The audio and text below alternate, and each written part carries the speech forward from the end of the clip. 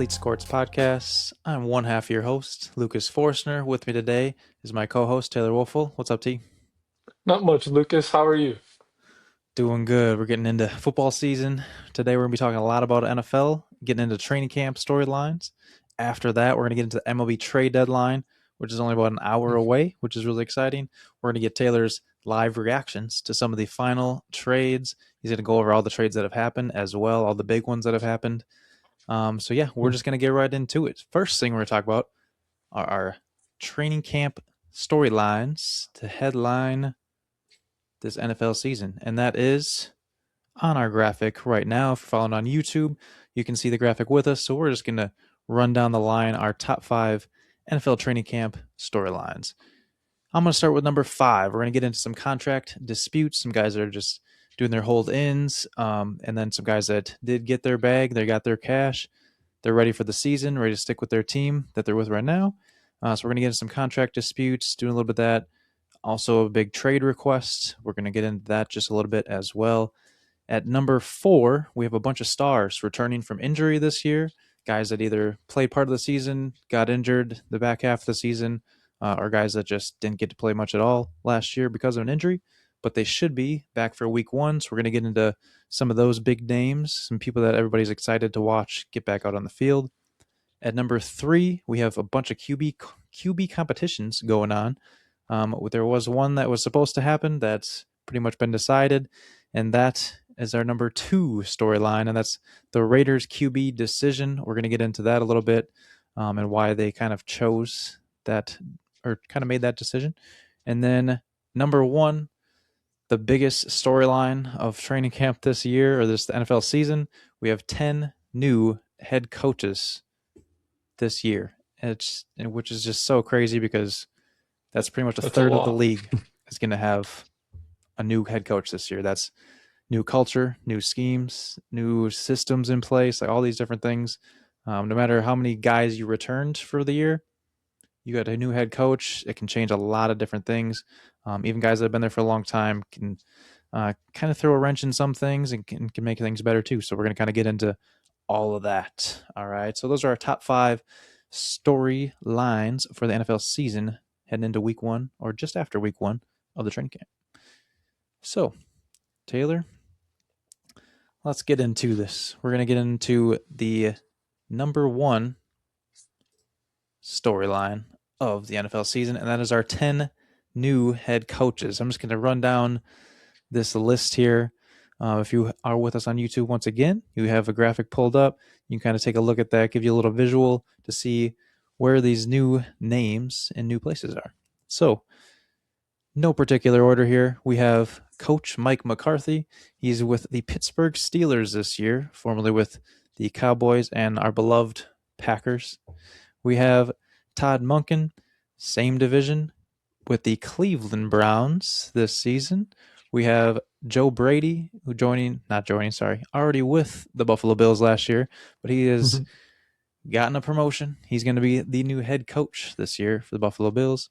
We have Clint Kubiak, going to be the Las Vegas Raiders head coach this season. And then we have the Baltimore Ravens have Jesse Minter as their new head coach this season. We have Jeff Hafley. Once again, our beloved Packers losing a great coach, but Jeff Hafley with the Miami Dolphins this season. Mike LaFleur, once again, more Packer connections seems to be a theme here. He's going to be the head coach of the Arizona Cardinals this year. Then we have Coach John Harbaugh. Of course, the former Baltimore Ravens head coach is now with the New York Giants this year. And we have Kevin Stefanski, formerly the Cleveland Browns head coach, but he is now with the Atlanta Falcons this year. And last but certainly not least, we have Robert Saleh, and he is with the Tennessee Titans this year. Obviously, we know he's had some great stints with the 49ers, being their defense head coach, and then also was the Jets head coach for a little while. So, Taylor, who would you like to talk about first here on this list? Maybe we start with Big Mike in Pittsburgh, 'cause I think that's the one we were probably both most excited about. with Yes. reconnecting with Aaron Rodgers. And everywhere Mike McCarthy goes, he seems to have a pretty good offense and contending for playoffs and stuff like that. And Pittsburgh was a playoff team last year, so the fit seemed pretty natural for Mike to go there. And he added Michael Pittman, and they drafted Jeremy Bernard from Alabama, and they signed Rico Deldos. So they made some pretty good moves to give Rodgers more weapons for his Cinderella season, I guess we could call it, since we know it's his last one, as he said several times this offseason already. So hopefully Big Mike can do some good work there in Pittsburgh and they can be in the playoffs again. And you never know what happens when you make the playoffs. You just got to get hot and win a couple games. So I'm excited to see that for sure. What about you, Lucas? Who are you most excited for? I'd have to agree with you. I think Mike McCarthy is just like there's so many ties for us. Like we could see the reunion. Him and Aaron Rodgers are back again, which I think had a heavy influence on why Rodgers came back for one more season. I know he said he contemplated just being done after last year. He had an enjoyable year last year, playing for Tomlin, and he enjoyed that team, that culture there in Pittsburgh. But I think once he saw McCarthy coming in, that probably influenced his decision pretty heavily to come there. But that's what I'm really excited for is to see those guys, um, see them reconnect, watch them two bicker on the sidelines when they don't agree on something. It's going to be interesting to see again. But just that dynamic's going to be really fun to watch. I followed the Steelers a lot last year just because Rodgers was with them. So I think that's one I'm just most excited for to see the changes that that team is going to have this year with a brand new head coach and a lot of returning players. But like you said, they brought in a lot of good offensive weapons, so it's going to be pretty fun to watch. I think for that team, playoff team last year, won the division, but I'm pretty excited about that. What other moves? What other head coach do you think, other than other than the Steelers, since we talked about them, who do you think on this list is just the going to have the most success? Do you think in their first year? Do you think like what guy could kind of turn the team around? Do you think? It's pretty tempting for me to want to go with John Harbaugh or maybe Stefanski in Atlanta, just because both those guys are pretty veteran head coaches. Coaches that have been there a while. They've had success in the playoffs, won coaches of the year. Stefanski won two coaches of the year in Cleveland. So if you can do that in Cleveland, you're probably a pretty good head coach. So the biggest question for Atlanta is going to be figuring out who the quarterback is, either Tua or Penix, and who's healthy and if they can be productive. Because if they find some quarterback play in Atlanta, I could see them sneaking into a wild card or maybe even contending for that division, maybe a little bit higher register there, but I think that's a possibility for sure. And then John Harbaugh there with those young guys in New York with Jackson Dart and Cam Scatteraboo and Neighbors, and that defense Mhm. has been pretty solid for a while with a really good defensive line. So I think Harbaugh has a pretty solid chance to maybe bring them back to the playoffs pretty quickly. So if you had to pick one, who do you think would have the best chance to be back in the playoffs? To get back in the playoffs? Yeah, I think Yeah. the two teams that you just mentioned have really good chances to get back in there. I think the Ravens just having most of that team returning this year. Um, Yeah. Losing the culture setter like Harbaugh is going to be kind of tough. But if Jesse Minter can get that defense buzzing again, and then a healthy Lamar Jackson, I think that's going to be huge for them. He was pretty banged up last year. Couldn't really move quite as well as we've seen him in the past, obviously. So um, I think that offense is going to look a lot better with him healthy, and then Derrick Henry's back there too. So I mean, this team was a field goal away from getting to the playoffs last year. So I think they can. I think they can come back and get in the playoffs. That division is going to be really interesting for them. Like we said, the Pittsburgh Steelers are going to be pretty tough again this year. Um, those other two teams are interesting in there as well that could make a push. But yeah, I think the Ravens could make a push for the playoffs this year. But the Giants are so interesting. I'm so curious about the Giants this year, just because they did bring in a really good head coach now, and they have a lot of good young pieces. So you had all valid points on just talking about what they can accomplish this year. I know a lot of pundits out there are high on the Giants this year, which doesn't always happen when you have a new head coach and have the season that you had last year. I can't remember what was their record last year. 4-13 Like, last year. So yeah. Yeah, so and they had a spark last year. Scadaboo create some sparks for them. If Jackson Dart stays healthy, I think uh, they have a little bit better season than they did last year. Those two guys, really, if they stay healthy last year, I think they have a better season. But yeah, it's gonna be interesting up there in New York. Um, Everyone's talking Giants, no one's talking Jets, of course. But yeah, I think those two teams for sure could probably make a push this year. Other than that, who else on this list kind of intrigues you? Do you think um, any of these guys will make big changes to the team or to the culture this year? I think the one I'm most excited for, culture-wise, and for him to get his first chance being a head coach at the NFL level, would be Jeff Hafley. Just because watching him be the Packers defensive coordinator the last 2 years, he seems like he had those boys fired up and playing well, knowing where they had to be, knowing what they had to do. And they were just really good defenses and just flying all over the place. And just listening to him in the press conferences, he just seemed like guys just loved him. And he fired me up, and I'm not even a player. So I'm excited to see what he can do with his first chance at being a head coach. And he was a head coach at Boston College, but it's obviously a Mm-hmm. little bit different from the college to the NFL level. But I think it could be a little tough this first year in Miami just because they're really not in a win right now mode with getting rid of Jalen Waddle and not really re-signing any of their major players that they had. But they got a lot of rookies and they have a lot of picks coming up in the future. So it may be a rough first year, but I think you could get that culture going and they could be pretty successful in maybe 2 or 3 years as long as they give them enough chances down there because I think they will. I think they know that they're not going to be the best this year, so they're going to give him a couple of years, and I think he's going to be rocking and rolling down there by like 20, probably 28, something like that. But I'm excited to see what he can do with his first chance being head coach at the NFL level. But Yeah. what about you? You have a favorite first year head coach, not counting Jesse Minter because you already talked a little bit about him and the Yeah. Ravens. I do want to touch a little bit on Halfley. I think the way he got that defense to play, like you said, for the Packers, like as a Packers fan, we've watched defenses that just seemingly just have no ambition to fly around the ball. And he was able to get those guys to do that, get that defense humming the last few years, which is really awesome. So if he can do that in Miami, that's even more impressive, I think, with especially with the pieces he's going to have in this first year. But yeah, that's definitely intriguing to me. Um, I know people always talk about players in Miami, how difficult it is to focus down there. You got beautiful weather. It's definitely quite the city to be in as a professional athlete, and just kind of like the way of life down there is much different than most other places you're going to be in the NFL. So I think that's another added challenge to being down there. With Malik Willis in there, though, I think having a familiar face like that at the starting quarterback that should help a little bit. I'm curious to see how he does. He did an amazing job last year with the Packers filling in, or last 2 years filling in for the Packers when Love was down. So I think that's also interesting there. But yeah, I'm excited to see that. I think the name that kind of sticks out to me the most right now is probably Robert Saleh with the Titans.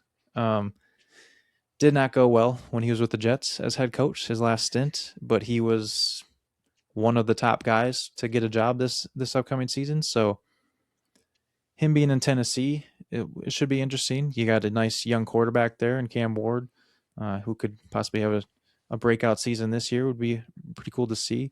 But seeing Salah go back, kind of get his confidence back, maybe just kind of get comfortable again, going back to the Niners and having a lot of success with that defense again. I think maybe that'll boost his confidence going into this next season. He's probably learned a lot over the last couple of years after being a head coach with the Jets those couple of years, and then just kind of being back with the Niners and all that coaching staff that's been very good for the past how many years as well. I'm interested to see how the Titans do this year. You know, nobody's really talking about them. I can't remember what their record was. Maybe 3 wins, It three wasn't and good, that's 14. for Yeah, sure. yeah, 3 and 14 last year. It's always tough when you get when your top pick it has to be a quarterback and you're trying to restart the franchise and a rookie quarterback starting all year is going to be some growing pains. So that's always fun to see like how they can grow the second year. So I think that team really stands out to me the most. Just I know I just keep rambling on about them, but other than those other names, that's definitely it. But I do want to get your thoughts Um, the biggest, like all these teams, there's only a couple on here. I think there's only two on here that made the playoffs last year. But a lot of these teams were not good. But there's one team in particular that could have been a Super Bowl team last year, and that's the Bills. What's your thoughts on them getting rid of McDermott, and they're just like, let's just hire within. Let's see if Joe has a chance to kind of step up and turn this around because they're right there every year. They just can't quite get over that hump. So, what are your thoughts with the Bills? Why do you think they decided to kind of just take a change in direction? I think they're probably set up to be right back where they were last year, and they just, as you just said, they can't get over that hump, so they just have to figure out a way to have that good game in the playoffs and get over the hump. And it sounds like Joe Brady and Josh Allen, they get along really well. So I think that's going to be a pretty good connection between those two. It's always good when your head coach and your star quarterback have a good relationship. So I think that's going to be pretty smooth sailing. And when you come from the same system and you've been there before, it's pretty, I don't want to say easy because obviously a little bit different, but it's probably easier to transition when you've been around the guys already. You know what they like, you know their personalities and stuff like that. So I think they could get along pretty well pretty early on and have some good success right away. And I think they're definitely set up to win the AFC East again and don't and take back what they usually do and win the East and take it back from the Patriots because they did that for a lot of years before the Patriots upset them last year. So I think they'll be right back to ready to win the division. So, what about you?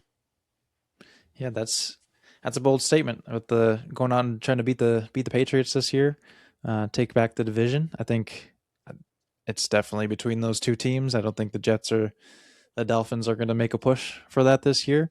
But Yeah. yeah, I think with the Patriots, it's going to be interesting to see if they can kind of repeat and do what they did last year.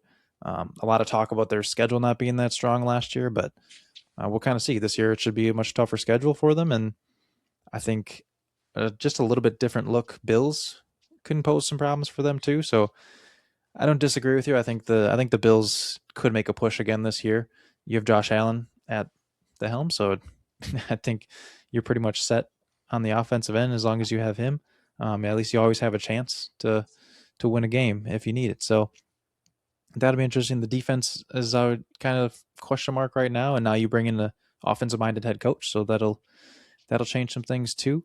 But yeah, other than all those things, I think the rest of these teams just weren't very good last year, so they had made the decision to get a new head coach, and then with like the Steelers and the Ravens getting rid of their long tenured coaches, I think it was just time. All good things must come to an end, and when you just kind of keep producing the same results over and over every year, and you can't make a deep run in the playoffs, and you're not getting to the Super Bowl like most of those fans are expecting you to do every year, I think it's just time to move on. Go try a new direction. Um, get somebody else in there, see if somebody else can make a push, change the culture, and it's usually interesting to see what happens after a coach, one of the, like coaches like that, once they leave, just to see what ends up happening. But other than that, got anything else to add, Taylor, with these head coaches, or you're all straight? I'm ready to move on to number two. Cool. We are going to move on to storyline number two in our opinions, and that is the Raiders deciding to go with Kirk Cousins over their number one overall pick, their Heisman winner, their national champion quarterback. They decided he's going to be the backup, and Kirk Cousins, who's had a lot of success in this league, um, didn't have great success last year, but did have a year like a really weird year last year where he was coming off his Achilles, trying to get back in the groove of things. Falcons weren't sure who they wanted at quarterback. Um, what's your initial reaction here, Taylor, with them just deciding this early? I guess to say, you know what, Kirk's the guy, and Mendoza, let's just let him watch. Let's let him develop a little bit. It wasn't too surprising to me. It seemed like the move that everyone predicted was going to happen, and it just makes sense. You brought in Kirk for a reason, and you paid him some pretty good money just for this year at least. And you might as well let him show Mendoza what he knows and show him the ropes of how to get ready throughout the week for a game day and study the playbook a certain way and just how to communicate with the guys about what he wants receivers to do and what he wants his linemen to do and stuff like that. So it makes a lot of sense to me, and it's worked for guys like Mahomes, who sat out all but week 17 his rookie year. Jordan Love, he sat out for probably too long in 3 years, but you don't need to do that long. But I mean, it turned out good for Jordan Love, as he's one of the most efficient quarterbacks out there. And even go way back to Rodgers, that obviously worked out for him. So, and then you had guys like Drake May, he didn't start right away. Lamar Jackson didn't start right away. And you can just go down the list of it's worked out for guys. And even if it's just half a year, I think it makes a lot of sense because the Raiders know they got themselves a good quarterback in Mendoza. It's not like it's some third or fourth round pick that you need to see what you got in him and stuff like that, where you know you're gonna give Mendoza a couple of years to see if he can be the man or not. So they're not worried about figuring that out. So I think it just makes a lot of sense to let Mendoza get comfortable and get used to what he has to do there and see what he's got maybe by like week 8 or 9 or if Kirk's playing good, might just sit him out all year long and let Kirk keep playing. So it'll be interesting to see how that goes. But were you surprised at all, or do you think they should go with Mendoza right away? I think when they first signed Kirk, they got Kirk. That was kind of like, okay, maybe they're going to give Mendoza a little time here to develop. Not overly surprised. I'm a little surprised that they did it so early, so quickly, without there really being a battle seemingly of those two. But maybe I was expecting them to wait until like after the first preseason game or something, get the guys some reps. But maybe Kirk has just been looking really good. I know, like, not to bring up Rodgers so much, but him coming off his Achilles, he struggled a little bit. Like he didn't quite look himself that next year with the Jets. He still had a decent year, pretty good year that year, but you could tell he just didn't seem quite as confident to move on that thing. And then Kirk has never really been a quarterback that can move that well. So him coming off an Achilles was interesting to watch last year. So I think that's a little bit why he didn't look the greatest and struggled a little bit. So maybe now he's feeling 100% like himself again. So he's just been looking really good in practice. So they just said, let's just go with Kirk. And then we know he has a great football mind. We've saw it on quarterbacks, listening to all the things that he would do to prep himself and get Yeah. himself ready. And it seems like Mendoza's kind of the similar mindset as him, like very intelligent guy. So um, yeah, I'm not too surprised that they are going with Kirk to start out. What do you think if the Raiders come out and they're just struggling and go 1-5? Do you think they give Mendoza a shot right away then? I would say so. Unless like the offensive line looks terrible or something like that, then maybe they don't want to send Mendoza out there and get murdered right away or anything like that. But Yeah. it also could be a good thing because he's a little bit more athletic than Kirk, so you could probably evade some of that rush if Kirk is struggling to get any time to throw the ball back there. But I could definitely see that if they're struggling that bad. But I don't think they're going to be that bad though. 1-5, 1-6 is it's pretty rough. I think Kirk's gonna have them playing pretty good there. I feel like so. And Ashton Jeanty, and they got that new Tyler Lindenbaum from the Ravens, that center. So I think Mm-hmm. they'll be able to run the ball a little Yeah. bit better. Which if they do put Mendoza in there, that's good for a young guy to be able to run the ball a little bit. So I think they're gonna have to see how Mm-hmm. all the stuff around them's looking, but I don't think they'll be in too much of a hurry to get Mendoza in there. But Yeah. what about you? What, Yeah. what I agree week's with your you. prediction for Mendoza? I don't think I have a specific week that like Mendoza would get a shot. Like just kind of throwing out a hypothetical to you just to see, what your thoughts were. Like if they start out poor, do you think Mendoza would get a shot? But I think like I'm just gonna think about this and like they added a lot of really good players in there. Like Tyler Lindenbaum is gonna be crucial at center, I think, for them. And I think just adds to the QBs just performing a lot better too for that team. But you just kind of go down the line of some signings that they made in the offseason. Like they got Quay Walker, which as a Packer fan, we watched him. He's been the leading tackler for the Packers since he came into the league, even as a rookie. He can fly around. He's so fast. He's so strong. So I think he's going to be a big pickup. N'Kobe Dean on defense as well. And they also have Taron Johnson and Jalen Naylor that they picked up as well. So like they got some really solid defensive guys. They still have Max Crosby yet. I know there's talks about him possibly getting traded, but it doesn't really seem like high possibility right now, but in my opinion, I'd keep Max Crosby for sure. But we'll see what happens with that. But they picked up some really good players in the offseason.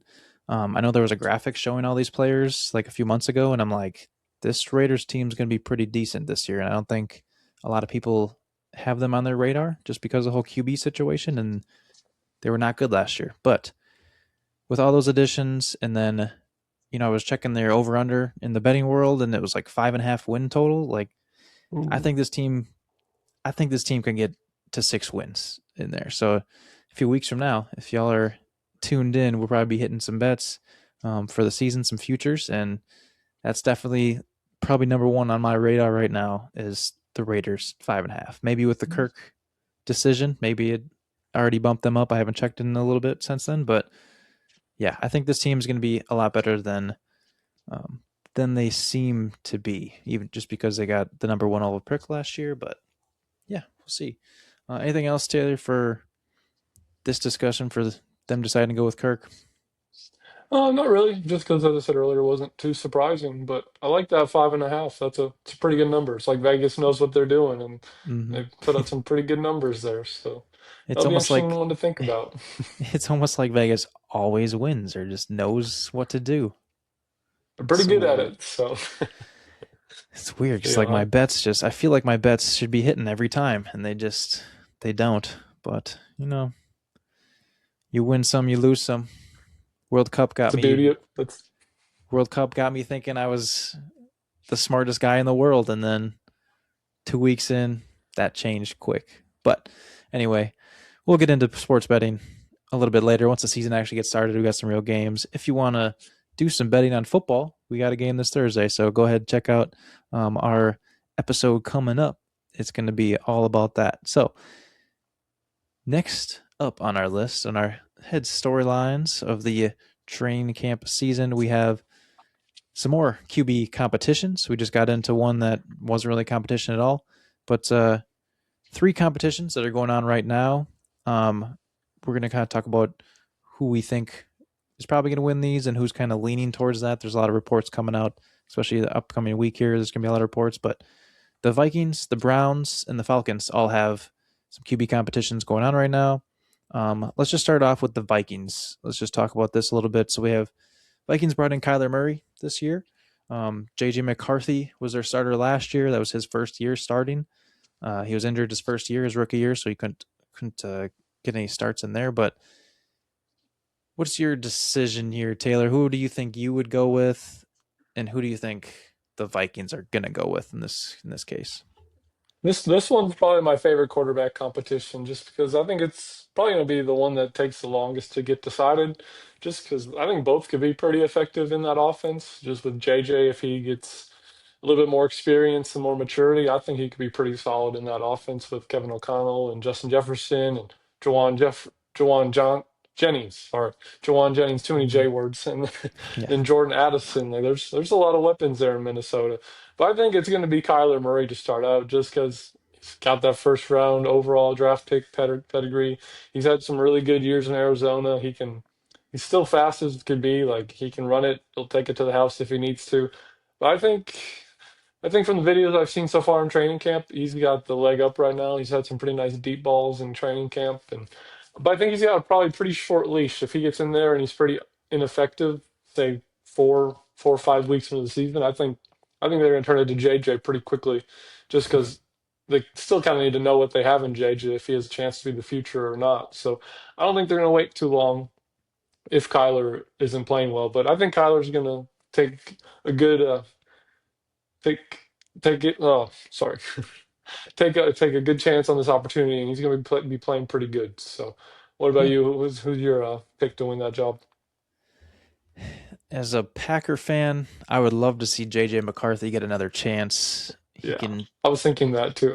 he can do whatever he was trying to do last year against the Packers, and I'd be happy as a Packer fan. But if I'm a Vikings fan, I think I'm going with Kyler.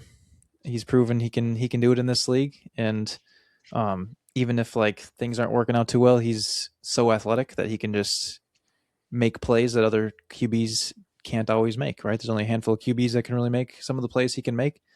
But yeah, I'd be leaning towards Kyler as well. veteran guy. There's a reason they brought him in there. Um, McCarthy just did not look great at all last year, and I know they're trying. They want him to be the guy, but seems like he's a decent leader in that locker room for those guys. But yeah, I'm definitely going towards Kyler in this case. Um, Other than that, I know you did say that you think this one's going to take the longest. So I am going to ask you a question. Do you think this one is going to take longer than Deshaun Watson and Shadur Sanders? Ooh, that's a good question. Where I can see maybe both of them probably going along, like going about the same time. But yeah, I think it's the Vikings will be the last ones to decide. Okay. And as you were kind of saying earlier, I hope that Kyler doesn't play good week one because they play the Packers week one. So after week one, Yeah. then Kyler can start playing good again. But hopefully, whoever gets that starting job doesn't play very well in week one. But that Browns job, that's an interesting one with just how much money Deshaun Watson is making and has made with that fully guaranteed contract. And I think he's played 17 games in like the last 4 years since he's been in Cleveland. And we all know about Yeah. Yeah. that suspension that he had and all the off the field issues that that happened with Deshaun Watson. Yeah. Yeah. But I think That's tough. Sanders has a good chance to possibly win that job. Just another young quarterback, and I think he's got a lot to prove. So I think he's motivated to Hmm. to possibly win that job. Yeah, I think it's so interesting. Like that, I haven't heard anything about. Hey, Deshaun's just playing so well in practice that's why we want to start him. It's always his contract's just Yeah. looming over their heads, and they're like, we need to put this guy on the field because we're out $200 million. So Mhm. Crazy. it's a tough situation. I think with Munkin coming in, you have a new head coach, and he has no ties to Deshaun. Really, had no ties to either one of these QBs. But I think with him there, he can kind of say, you know what, this is who's outperformed the other in practice, and that's what we're going to go with. So that'll be interesting. I think like tuning into some Cleveland preseason games, which you normally in the past you would never want to watch those games, but I think this is an interesting QB battle. So just going out and seeing what those guys can do will be fun. I think Shadur, when he came in for a few games last year, he seemed like he just kind of had the locker room, like guys were supporting him. He's he just has so much confidence and swagger out there that I think like the guys around him are like, this is the guy. I don't care if he's not the greatest quarterback that we can have, but if he's willing to be aggressive and try to make plays for us, I think you go with him. And he's also young, so you have opportunity to make him your franchise guy. So we'll see. There is one graphic I just want to pull up really quick, and it's from last Friday, July 31st. Um, some stats came out from ESPN Cleveland. Just a little QB tracker from their day. It just shows the completions for all the quarterbacks from the day, the touchdowns they threw, and then interceptions as well. Um, we're not going to get it. You want to holler at your Arkansas guy, fourth stringer? My guy Taylor Green. Yeah, Taylor Green. He's uh, looks like he's a fourth stringer, but he went 4 for 5. If anyone's curious, he went for 4 for 5 in practice. Who knows who he was Against the playing other against? But four stringers, probably.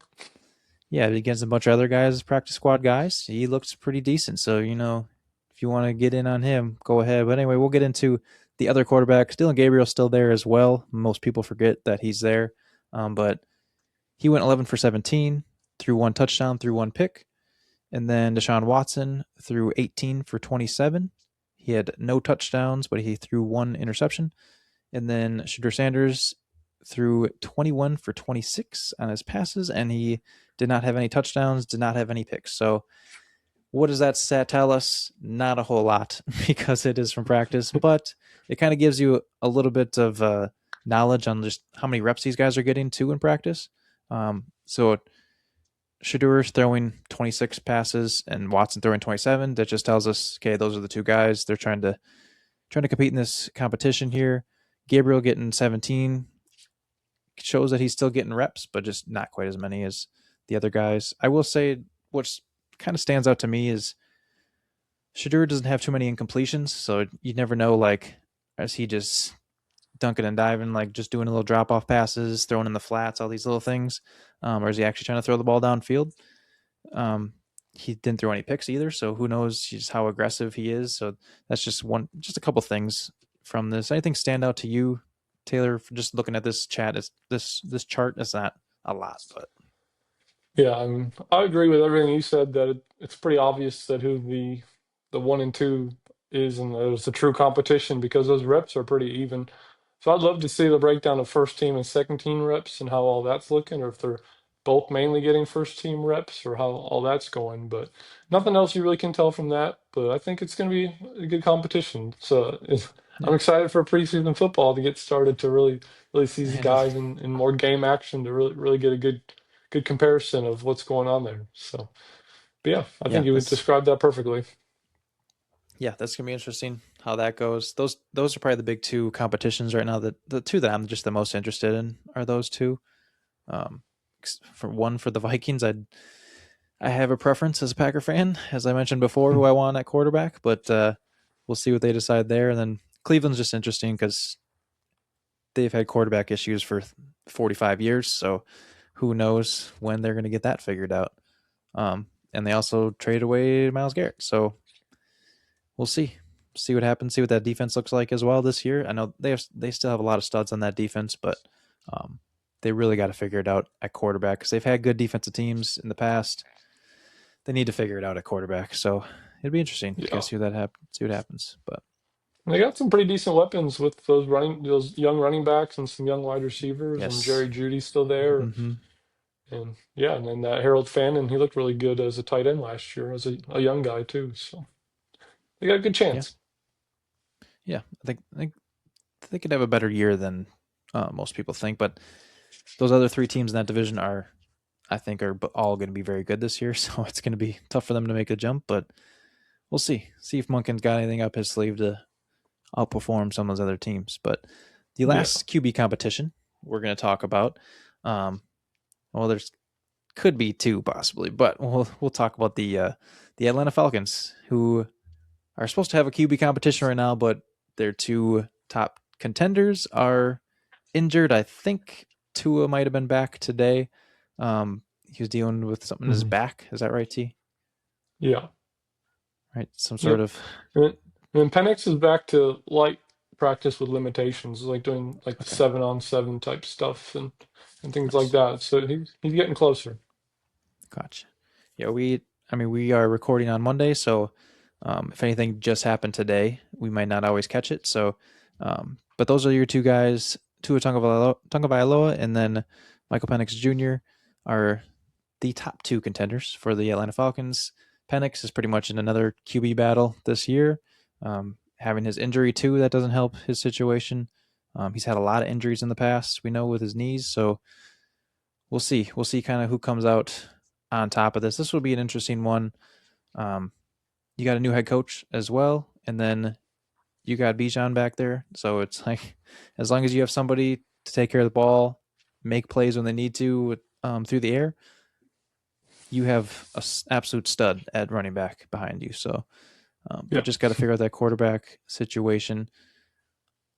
Do you want to talk really quick, Taylor, about who's been getting first team reps that first week for the Atlanta Falcons? Is it Jack Strand, dude? Yes, yes. Big Undrafted six rookie foot Jack five Strand. gunslinger. Yes. Yeah.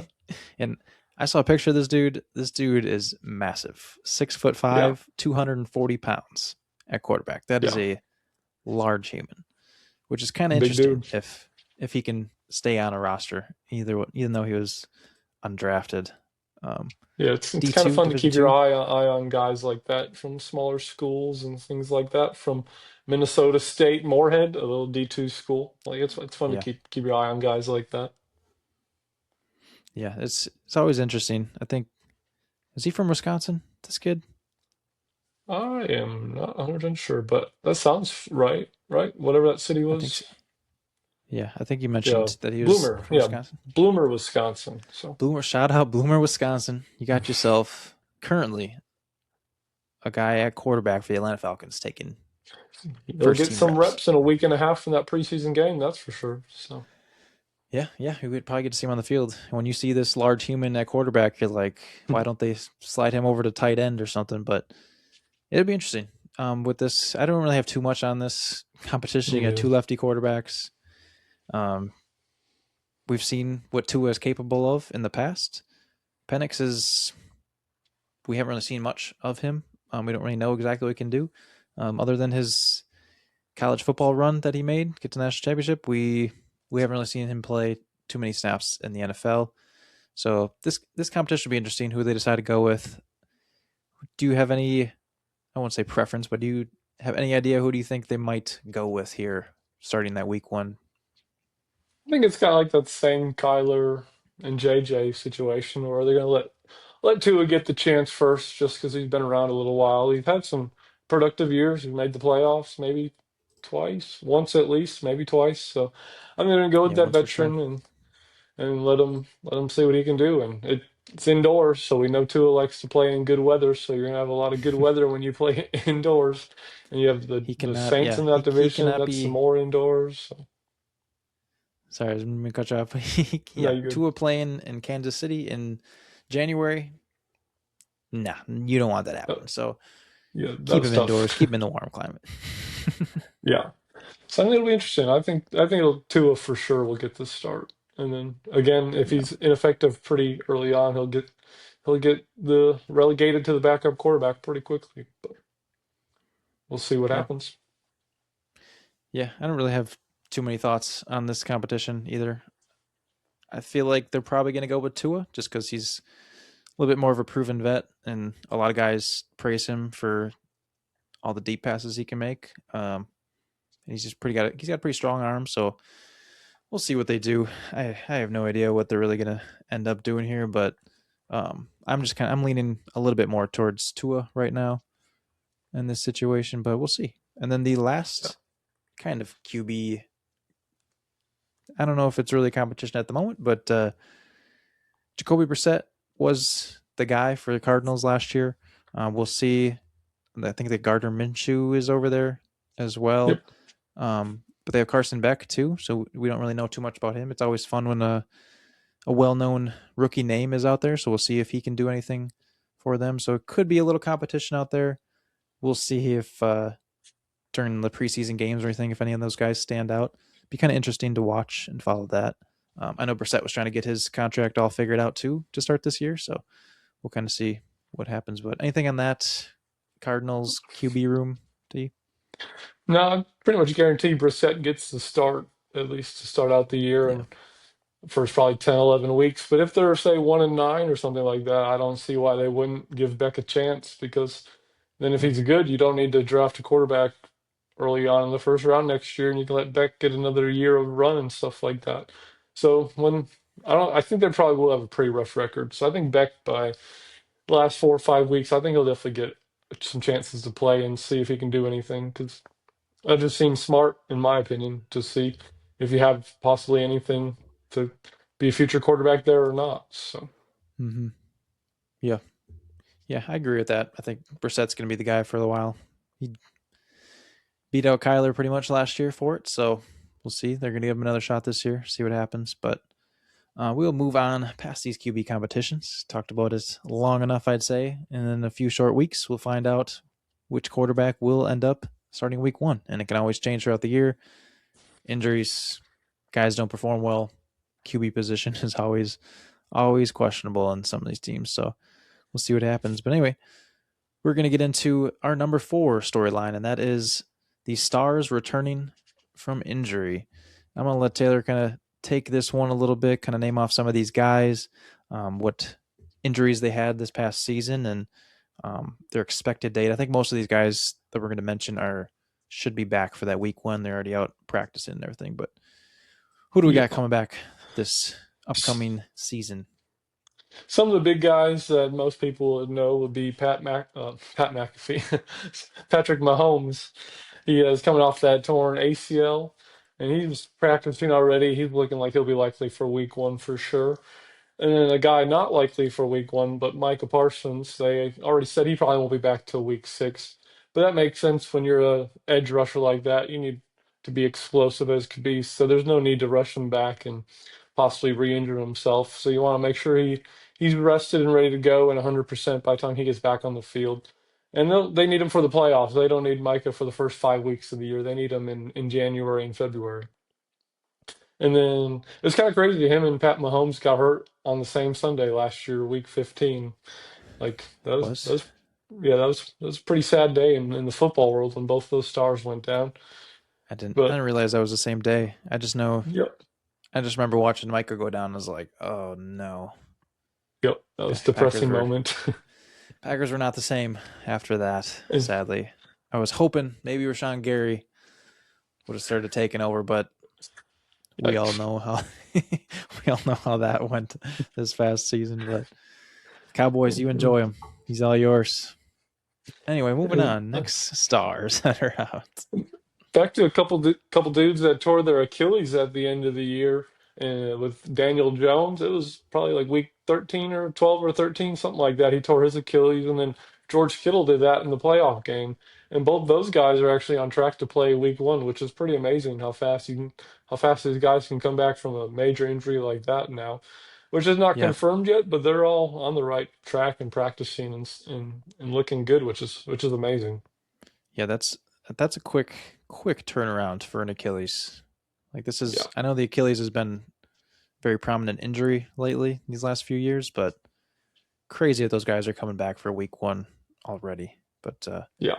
and then Daniel Jones, he is it fibula? He fractured his fibula before that, Oh yeah, I do believe. yeah, Yeah, and then I think it was the same leg that he had the Achilles on. But you yeah. get a fractured fibula and you're still running around playing a football game. That's you need some toughness for that, or whatever the I can't remember what they give those guys, but Yeah, Toradol, I think it is that they give those yeah, guys. But that sounds right. yeah, crazy, Mm, just his toughness to keep playing, and then unfortunately he tears his Achilles, which is even worse probably. But yeah, those guys yeah, coming back that quick, insane. yeah. And then the New York Giants have a pair of guys on this list with Cam Scattaboo with that ankle. That was one gruesome injury watching that. I hate watching broken ankles. Those are some nasty Yeah, replays of that. And he's I back doing backflips on stage at Fanatics Fest, so he's looking like he'll be good to go for week one. Feeling good at to the least. And to the and detriment of and his social media team. He's doing yeah, backflips. and his new head coach, John Harbaugh. Hmm. And then Malik Neighbors, a pretty stud wide receiver that he blew out his knee pretty early on in the year last year. And his recovery is not going as well as other guys like that, but he's some kind of contradicting reports that some say he'll be ready for week one and some say they may just wait a month or so and just make sure he's fully healthy and ready to go before rushing him back out there. So that's still Yeah, to be determined, but at least Scattergood's looking like he'll be out there for week one for the yeah, Giants. yeah. Giants have some solid receiver, wide receiver, running back types that are coming back this year. Young guys, young key core guys. Be interesting. But Yeah. yeah, go ahead. And and some other guys with knee injuries was Nick Bosa. That poor guy just can't stay healthy to save his life because he's such a stud when he actually is playing. But Hmm. I don't know. I haven't really seen too many reports on him and how his recovery is going. And then Travis Hunter is another dude that has a knee injury, and it was an LCL, and he was out for like probably the last 3 months of the year last year. He was out a while. Yeah, But I did see a video of him getting interviewed at training camp, and he's looking like he hit the weight room pretty well this offseason. So we'll see if we can find a picture of that and maybe pop it up on the YouTube feed, anyways. But he's yeah. looking This looking big and ready for the season. So it's always crazy to me. Like when rookies, like their rookie year, they're kind of thin still. Like they're strong guys, but they're thin, and then they get 1 year under an NFL program, and they just fill out and get thick, and you're like, yeah, all right, they got the right nutrition, they got the right workouts out there. But yeah, yeah, definitely. always a good feeling when one of your guys has a transformation like that. It's fun. Yeah. And Travis Hunter's just such a special player, so it'll be interesting to see what they do with Hmm. him and how much they let him go two-way this year and things like that. But Yeah, just some other guys that are all on track to play week one but had injuries were Devon Achan with the shoulder injury, then Max Crosby with that meniscus. And that's the reason why that trade got voided, supposedly, which there's some sketchy stuff that happened there with the Ravens. So it's a discussion for a later day, probably, because I have some yeah. thoughts on how that went down. Yeah, we'll get some facts out of that, and then we'll throw out our opinions on it. Yeah, and then Quinshon Judkins, he had a handful of injuries with the so all lower body on the legs with the fibula and ankle injuries, but he was electric when he was getting his time to play, and I think he's poised for a good year too, especially as we just discussed a little bit ago. If they get some quarterback play, I think he could be a big beneficiary of that.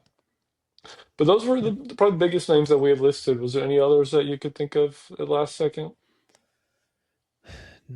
Not that I can think of right now, but yeah, those are Oh, pretty much all the people and that'll be. Our guy Tucker Kraft. Ooh, Can't forget about yes, him. Tucker Craft. Tucker Craft So should he's be. I think he's looking he's good for should be week back. one. Yeah, Yeah, which is awesome.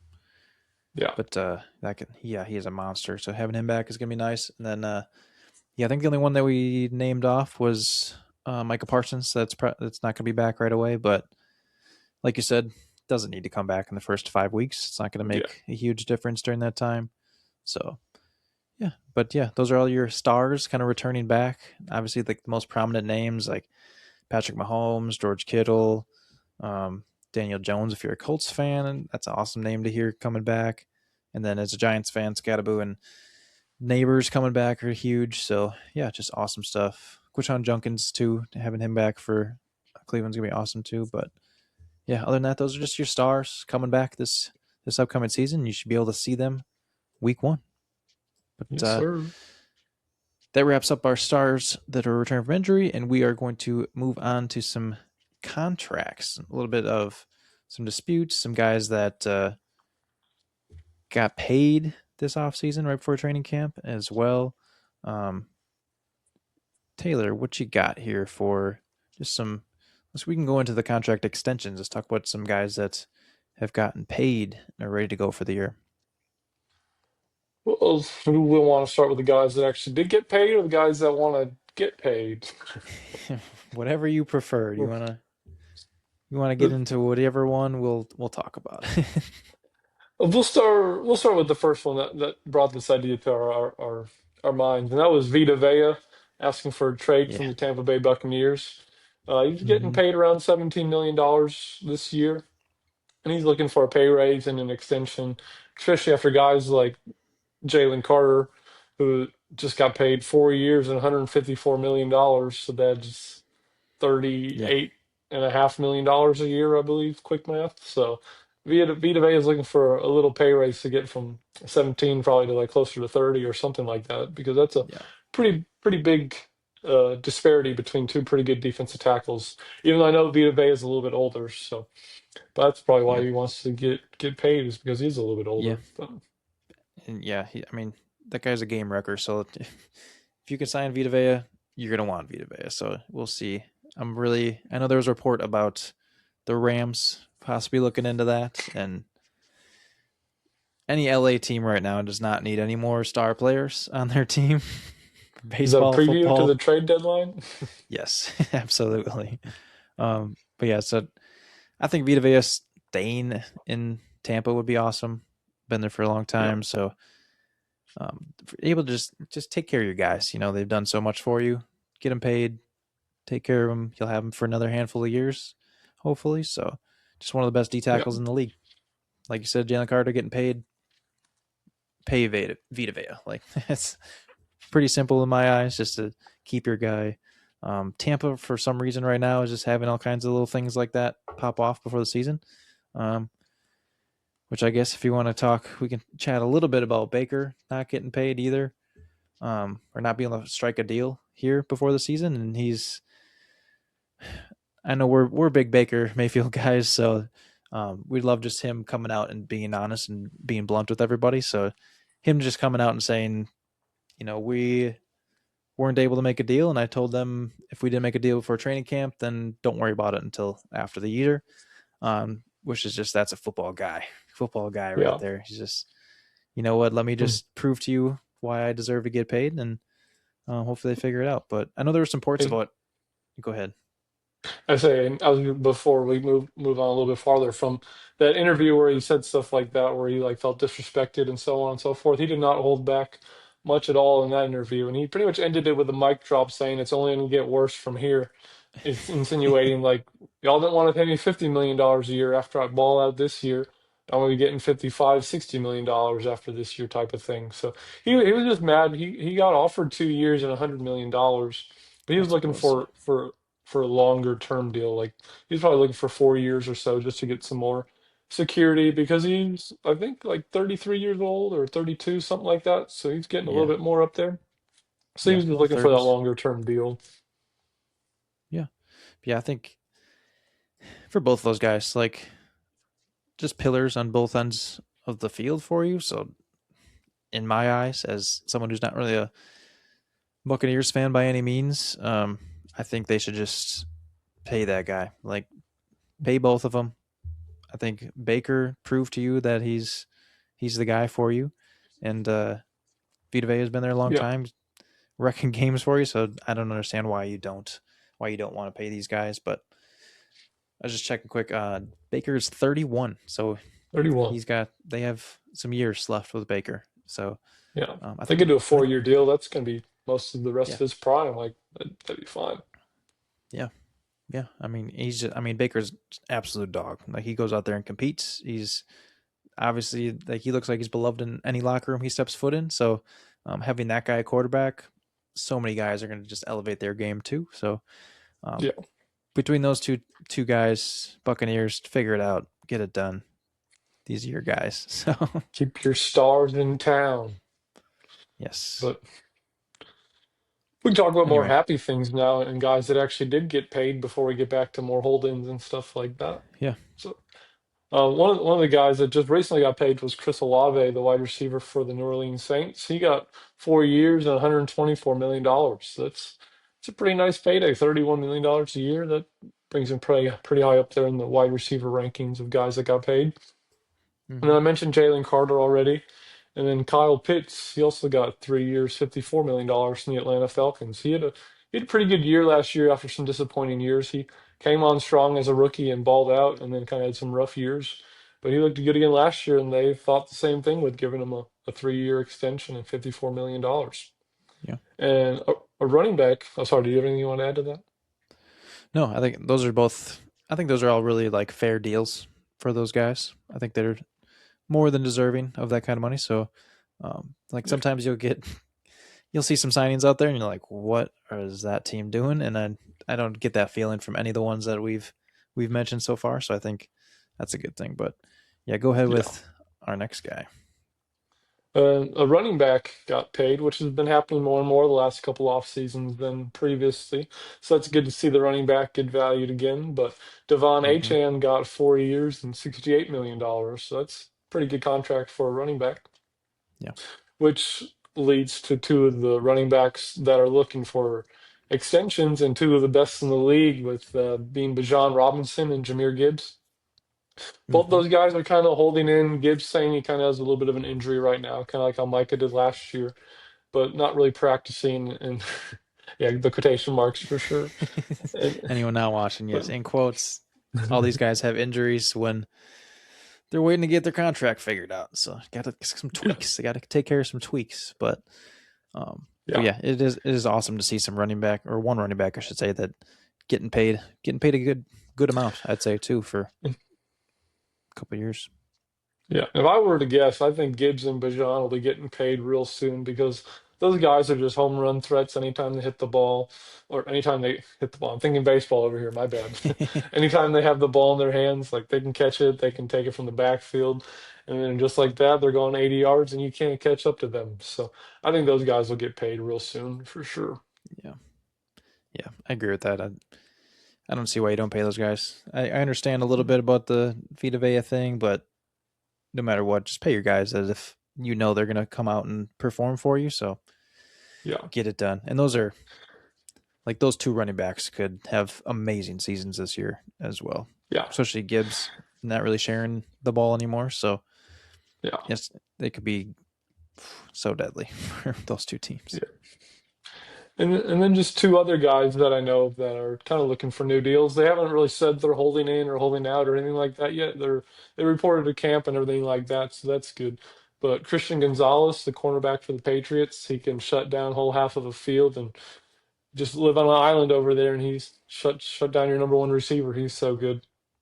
And then Puka Nakua, we all know how good Puka is. That dude's just a Yeah. monster out there, and just give him the ball and just let him run after the catch. He's fun to watch. So I think both those Hmm. guys are also going to get paid soon too, because those guys are just too good not to get paid, and they're like 24, 25 years old. So they're not even that Yeah. old yet. So you might as well pay them 4 or 5 years and keep them for their whole prime. So I think those guys will all get paid for sure. Yeah. Yeah. I'd agree with those guys. I mean, everyone we're mentioning on here are like the stars of these teams right now. One side of the ball or the other. So definitely just get it done. Um, Puka, good to see Yeah, Puka out there again too. I know he had some things going on in his off season. Seems like he got those taken care of, which is awesome to hear. But if anyone has a chance to listen to Puka Nakua talk, I know he comes on the Pat McAfee show quite a bit throughout the season, or like a couple times throughout the year. Um, he's just a great personality, just like high vibes, good energy dude. So seeing a guy like that, great seems like a great character guy. Just but like he just balls out when he's on the field. He's so tough to guard. Um, so seeing him get paid would be awesome to see as well. But yeah. we have anyone else on this list, Taylor? Um, Not necessarily like must happen right now, guys, but I kind of have a fun question for you. Sure. So, the two quarterbacks from the 2023 draft class that were drafted 1 and 2 overall, Bryce Young and CJ Stroud. That's a pretty common time after 3 years in the league to get that contract extension, Mm-hmm. and neither of those guys have gotten that yet, which I'm not surprised about, but both those guys have some things to prove, I would say. With Stroud made the playoffs every year, but he's also had the best defense in the league. So that's, I mean, not easy, but it helps a lot when you have Yeah. a shutdown defense like that. So I'd hope you can make the playoffs with that. And then Bryce Young snuck into the playoffs last year as an 8-9 division winner due to tiebreakers and stuff like that. So that's nothing too special either. So he's got a lot to prove as well. But do you think one of those guys will get paid before the season starts, or do you think it's going to wait till after this year and see what they do? And who would it be if you were to guess? I don't think either one's going to get paid this year. I think they're going to wait. Personally, I haven't really heard anything either, any reports about it happening. Yeah. Um, but yeah, like Stroud, amazing rookie season, but then the last two have been kind of meh. Um, just did not look great, especially his last year. I feel like every time I watched him, I was just like, that's not the CJ Stroud that we remember seeing his rookie year. Um, Bryce Young, to me, like I get to see a decent amount of Panthers football. I get to see a lot of reports and highlights and all that stuff just being here in Charlotte. So he seems like he's improved every year, I'd say. I know he had like it was not a good start for him with all the other quarterbacks, veteran quarterbacks he had to battle with and getting pulled out, having coaching changes and all these things, and it's been a rough start to his career, I'd say. But last year it seemed like they were all in on Bryce, so it was like this is going to be our guy. And then to get to the playoffs, it's always it's always nice to get to the playoffs as a team that just hasn't been there much at all in the last decade. So um, just with him improving the last couple of years, I think I could see Bryce Young getting paid. I don't know if it's not going to break any records or anything like that, but I could see him landing somewhere. I don't even know how to put a number in there, but he's not a top 10 quarterback. He's not getting a huge contract, but I could see them extending him if they have a decent year and they get to the playoffs again this year. Um, Yeah. but yeah, like you mentioned, like Stroud, his defense has been so good. It's hard to like they're not going to move on from him. I don't think. And he's proved his first year at least. He proved that he can be a guy. So we'll see. This is definitely a prove it year for both of those guys. I think so. We'll Yeah. see kind of what happens. But what are your thoughts on? Do you think either one of those guys will have a big extension or get an extension after this year? I think they're gonna wait for the end of the year for sure, and I'd probably put money on Stroud to get paid before Young, just because he has won a playoff game every year, and he's got I Mhm. mean, Nico Collins and Jaden Higgins, and they got David Montgomery this year. So if he can't be productive in this offense, I'd be pretty surprised by that. So Yeah. I think he'll have a pretty solid year. And I agree with you. I don't think either are going to set the market or anything like that. But maybe if they offer Young a team friendly-ish kind of deal, like $40 million a year, which sounds crazy that that's team friendly, but in Yeah. quarterback terms, it's pretty team friendly when Baker Mayfield is $50 million, and I saw he was like the 12th highest paid quarterback, I think. So it's a pretty crazy quarterback market out there. So Yeah. I could see something like that happening because it, that's a lot of money and life changing, and if you like your team and stuff like that, and I could see that definitely happening. But I like And your who answer. and who else was in that draft class? You had Anthony Richardson. Yeah, at number four overall, and I forget all about Anthony Richardson. Yeah, I That mean, was a pretty rough draft class there. yeah, those quarterbacks. Was it Will Levis was in there? Yep, he was a second rounder, a 33rd overall.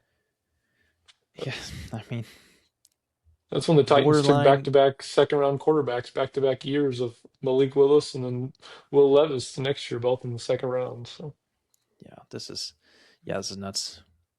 and Like you have like, looking back at that, you're just thinking like, not gonna be the not gonna be the draft class that some people might have expected with them coming out of there. yeah, But and yeah, guys like just Hendon Hooker in the third round, like that's pretty crazy. yeah, I yeah. don't Looking know at it now, much about him at all. and this is 3 years out of that draft. Like, not too much has gone on. So I guess yeah, Stroud has been the most. He's produced the most.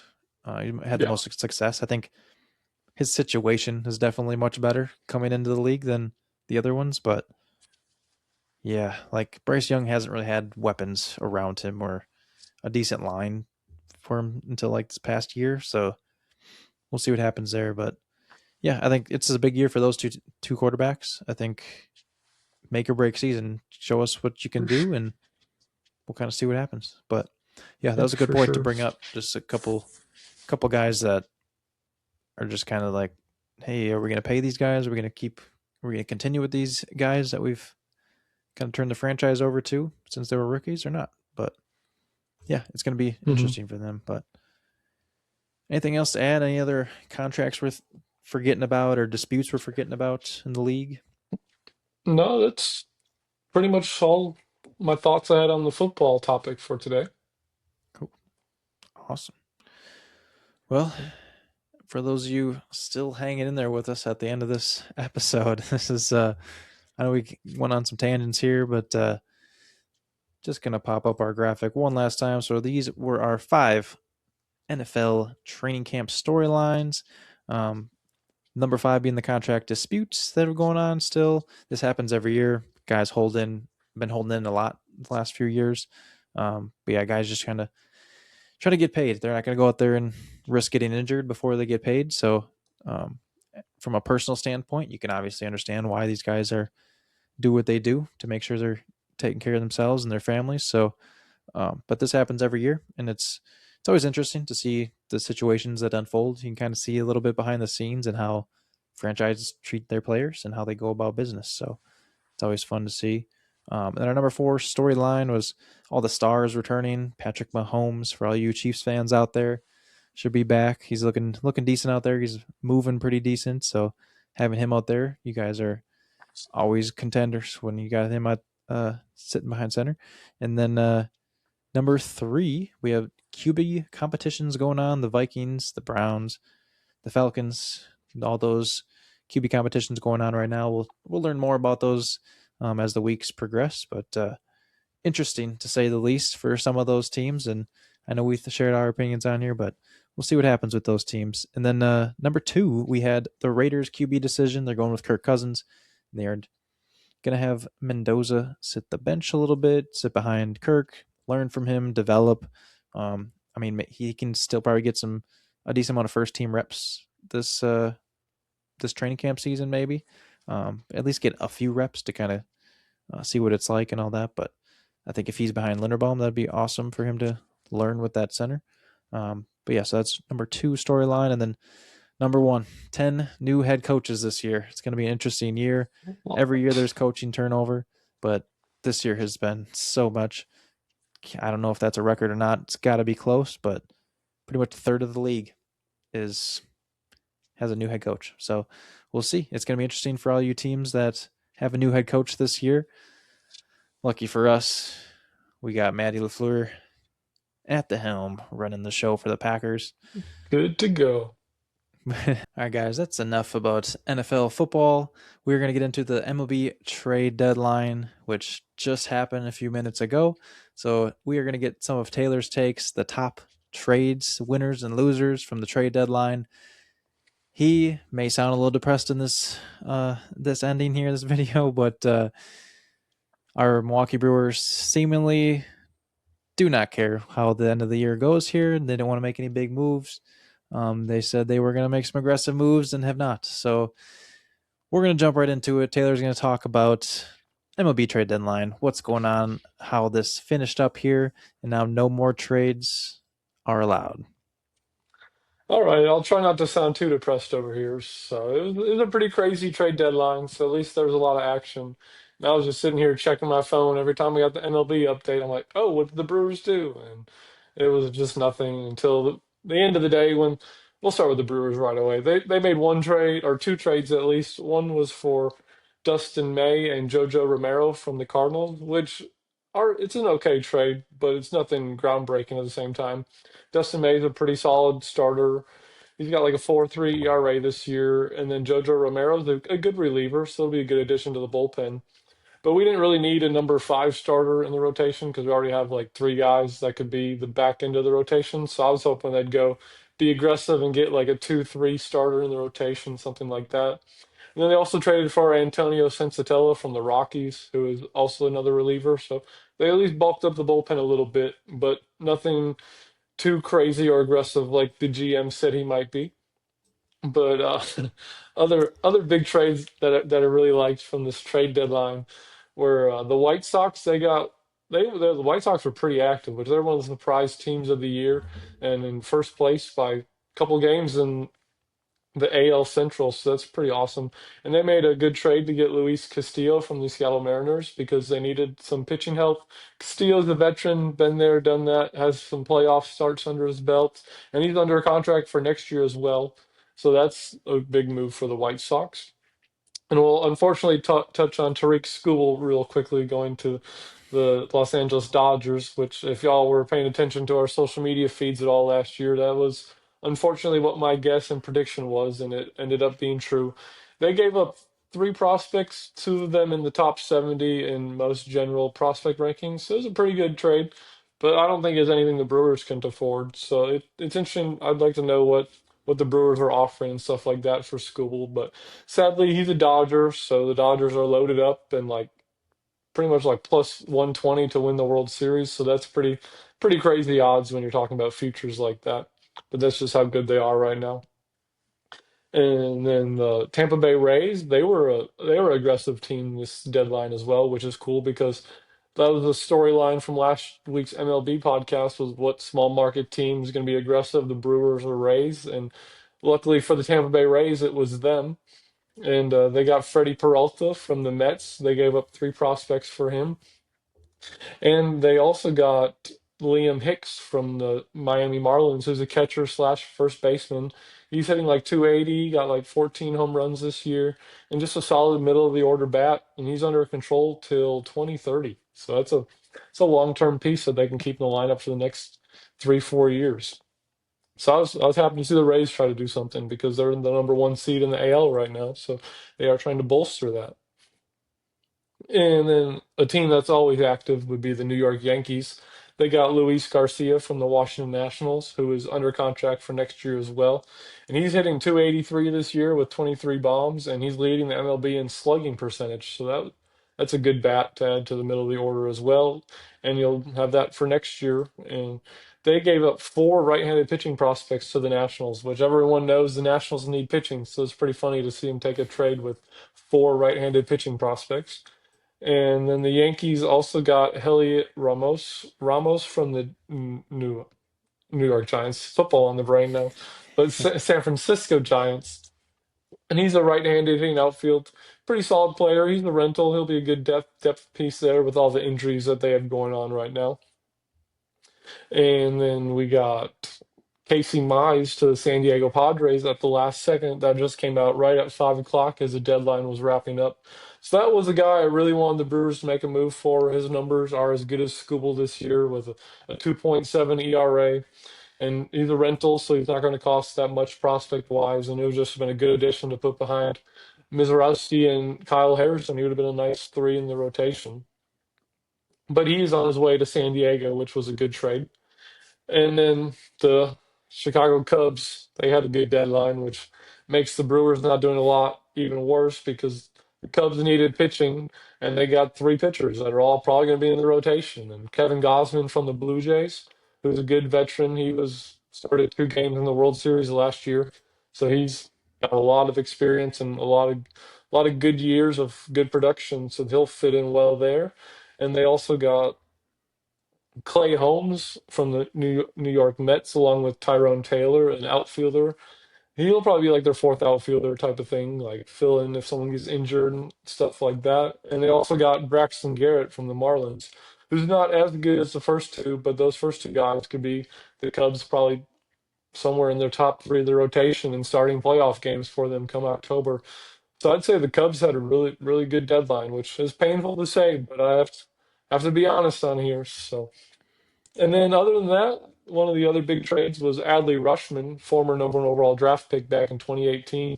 He went to the Red Sox for 4 players and one to be named later. So that's a pretty big haul. But he's under contract as well for next year. So when you get one of the best catchers in the game, you have to give up some of the good prospects. And then yeah, those would be the big ones. And then two of the outfielders I think I mentioned last week's episode, Joe Adell, he went from the Angels to the Guardians, and then Taylor Ward went from the Baltimore Orioles to the Mariners. And both those guys are just rentals, but really solid, productive outfielders, especially Joe Adell against left-handed hitting. He hits like 305 against lefties, and that's what the Guardians really need help with. So those would be my biggest trades of the day, and there was a lot. Like it was a busy deadline, so I could keep going on and on. But I will just keep that pretty short and sweet and give you my biggest and favorite deals of the day with the big name guys. So Yeah. So who are your winners and losers of this trade deadline, Taylor? the winners. We'll start with the winners. We'll be on a happy note. But that would that'd be unfortunately the two biggest threats to the Brewers in the NL, I would say, and that is the Dodgers, of course, because whenever you get one of the best pitchers in baseball, you have to be one of the winners. And they had a deep farm system, so it unfortunately made sense. They also got Chris Bubich from the Royals, and he's probably like their ninth best starter on their team, but he just gives them good depth piece, and they can probably put him in the bullpen and be a lefty coming out of there. And then as I just hinted at, the Cubs definitely had a good deadline because they needed pitching help, and they did not mess around, and they went and got three people they can slide into the rotation tomorrow. So that's to be a big move for them. If their offense keeps playing good, they could get hot here the last 2 months and maybe challenge the Dodgers come October or challenge the Brewers. But it'll be interesting to see with those two. And then Hopefully, I'd say the hopefully the Yankees too. I'll throw the Yankees in there real quick too. Sorry, Yankees I'll team. get back to you Okay, in go one ahead. second. But yeah, the Yankees they needed some offensive help because their pitching staff, their top three or four pitchers are probably the best. And not the best in baseball. That's probably the Dodgers, but they could definitely compete up there with the Dodgers with Garrett Cole, Cam Schlittler, and Max Fried as a 1, 2, 3. That's pretty scary. So they bolstered that offense to maybe get hot come October and challenge the Rays in the AL side of the playoffs. So, but what were you about to say before I said that? Yeah, you mentioned the Cubs making a push and challenging the Brewers or the Dodgers, and I'm just hoping it's the Dodgers and not the Brewers. But maybe Yeah, they can catch them early on in the playoffs, knock them out of there. yeah. That'd be sweet. But yeah, those would be my three winners from the trade deadline. And we will get to the loser here, which I'm gonna have to say it is probably the Milwaukee Brewers. So, just the classic Brewers live by the farm system, die by the farm system, and just trust some young guys. And maybe we'll get lucky in 2028 or something like that if we don't ever make a big splash at the deadline or the off season. You have a good deep farm system, and the GM comes out and says he's going to be aggressive at the deadline, and then we are not aggressive. So it was a pretty depressing day to see all your contenders, as I just said, the winners, the Cubs and the Dodgers, be aggressive, go get what they need, and just make it happen and make yourself ready for playoff Yeah. baseball. And the Brewers didn't really do that besides a couple bullpen pieces, but everyone does some additions to your bullpen. So that is unfortunately a sad, sad day for me just sitting here waiting for something big to happen. So I got fooled by the GM. I'll go back to not believing anything big will happen next year again, and then I won't be so disappointed. But I had faith, Yeah. but didn't happen this year. So, Well, we're gonna remember this next year for the trade deadline. The Brewers need to make a move. We won't get excited. We won't be having the show during the trade deadline time, the last yeah, hour. yep. We'll anticipate no moves. The Brewers just gonna stick to what they do. Except for 2008, 18 years ago when they traded for CC Sabathia, and Yes, people sir. still like to talk about that trade. So that's what happens when you make an impactful move. People love it, and it's a fun 2 month stretch of baseball and into October. But Mm-hmm. that unfortunately did not happen. So we'll just keep riding the young guys in the good farm system and see what happens. But there's only so many roster spots for so many guys, so you can't have too many stud Mm-hmm. infield prospects because there's only so many that can play. So I was hoping someone would get traded for something impactful, but maybe next year, unfortunately. Maybe next year. And the Brewers didn't even win the World Series with that move, and people still talk about that move. So Exactly. just take a chance, Brewers. Take a chance one of these years. Yeah. But Got to be able to compete with the big boys. yeah. So Other than other that, than any that, other anything I'll that's like throw my really favorite. surprising? Oh, go ahead. Go ahead. Nothing too outrageously surprising. Probably that Liam Hicks from the Marlins getting traded with 3+ years of team control left. I know they got a young catcher that they just called up with, so they just called up, so they'll probably roll with him for a while. But it's just surprising to see a young guy that's hitting good get traded like that. But other than that, nothing too crazy. A lot of the names that were on the rumor lists and stuff like that were the ones that Mm-hmm. got traded. It took a while, but the last 24 hours was pretty crazy of trades happening all over the place. But yeah, my Nice. favorite move would probably be either I'm not going to say Scooble because I just can't say that, but the White Sox going in and getting a pitcher. I love that for a young team that's playing way above expectations and just make a move and try to get some help in your rotation, and he'll be there for next year as well. So I think Nice. that was a great move. Like, and I love that for the White Sox. So that's definitely probably my favorite. I haven't heard any good things about White Sox baseball in years. So there you go, making moves. Good for them. Brewers take notes. Yeah, if the Brewers did something, the segment probably would have been a little bit longer, but I'm a little depressed after hoping for something to last 48 hours. So it is what it is. If Taylor was speaking his mind right now, we'd have to put the explicit warning up on this podcast. But we're keep it chill, keep it PG on here. Yeah, we Work can't get level too headed. crazy. But yeah, that's all I got for trade deadline stuff. But it was fun. A lot of moves happening, so that was fun to see. Seemed like a very exciting trade deadline too. There's a lot of big names that were up and available, and anytime your team is involved in some of those rumors, it can be fun and get your hopes up, and then can either crush you or make your dreams. So No in this doubt. case, crushed Brewers. Unfortunately, but yep, that's all I got. So Alrighty. Well, we appreciate it, T. He's also repping his Fond du Lac Dock Spiders. Shout out Dock Spiders. 2018 Northwood League champions, baby. Yes, sir. Alrighty. We're going to sign off here. Like, comment, follow, subscribe. We appreciate all your support. Every little bit helps us and gets the word out there. So tell your friends about us. Share our content to your friends. Give us your feedback. We enjoy doing this so far, and we're going to keep these things going. And we have some exciting months coming up. Football season's right around the corner. MLB playoffs are right around the corner, and then it's basketball season. So it's all coming up fast. Summer's getting down there. But just get out there, enjoy the weather, get outside as much as possible. We'll catch you guys on the next one.